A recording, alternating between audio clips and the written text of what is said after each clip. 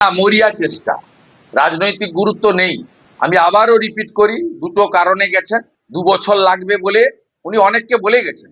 ওনার ঘনিষ্ঠ লোকেরা বিভিন্ন ভাবে খবর আমাদের পাঠিয়েছে। ওনার ডায়ে বায়ে যারা আছে সবাই যে ওনার লোক তা নয়, খবর পাঠিয়েছেন। উনি বলে গেছেন যে আমি পুরনো ভোটার লিস্টেই ভোট করাবো। সেই জন্যই আমি সর্বোচ্চ আদালতে সেই প্রশ্নে যাননি ইলেকশন করতে, আমাদের সুপ্রিম কোর্টে। তারা আইন মানেন, তারা অত্যন্ত সিনিয়র জাজেস ভারতবর্ষে।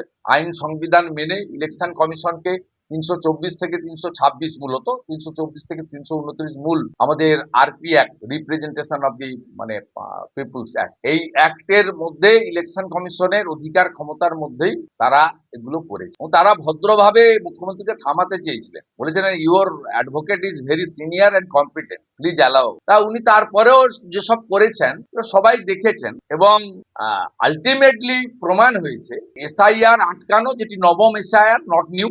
এর আগে অষ্টম এসআইআর হয়েছে।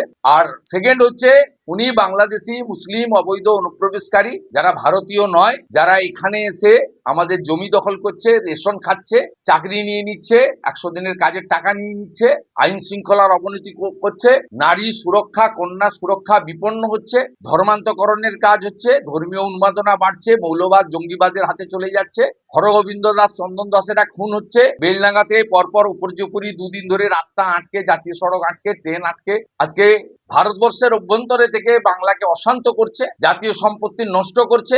সেই 7 থেকেদের আনসারুল বাংলার প্রতিনিধি, তাদেরকে ভোটার তালিকায় রাখার জন্য এই মুখ্যমন্ত্রী প্রচেষ্টা নিয়ে পশ্চিমবাংলার যেখান থেকে যে মানুষরা আমার বক্তব্য শুনতে পাচ্ছেন, তাদের কাছে আমি আবেদন করব, জাতীয়তাবাদ, দেশত্ববোধ এবং বাঙালি হিন্দুদের হোমল্যান্ড ডক্টর শ্যামাপ্রসাদ মুখার্জি স্বামী প্রণবানন্দ দিয়ে গেছেন, একে রক্ষা করার লড়াইতে আপনারা ঐক্যবদ্ধ হন। আর মুখ্যমন্ত্রী 550 কিলোমিটার সীমান্তে ফেন্সিং দেওয়ার, বেড়া দেওয়ার জমি না দিয়ে আজকে সুপ্রিম কোর্টে ছুটে গেছেন এই অবৈধ বাংলাদেশি অনুপ্রবেশকারী রোহিঙ্গাদের রক্ষা করার জন্য, ফরজি আধার কার্ডকে নাগরিকত্বের প্রমাণ হিসেবে রক্ষা করার জন্য। এর বিচারের ভার পশ্চিমবাংলার জনগণ।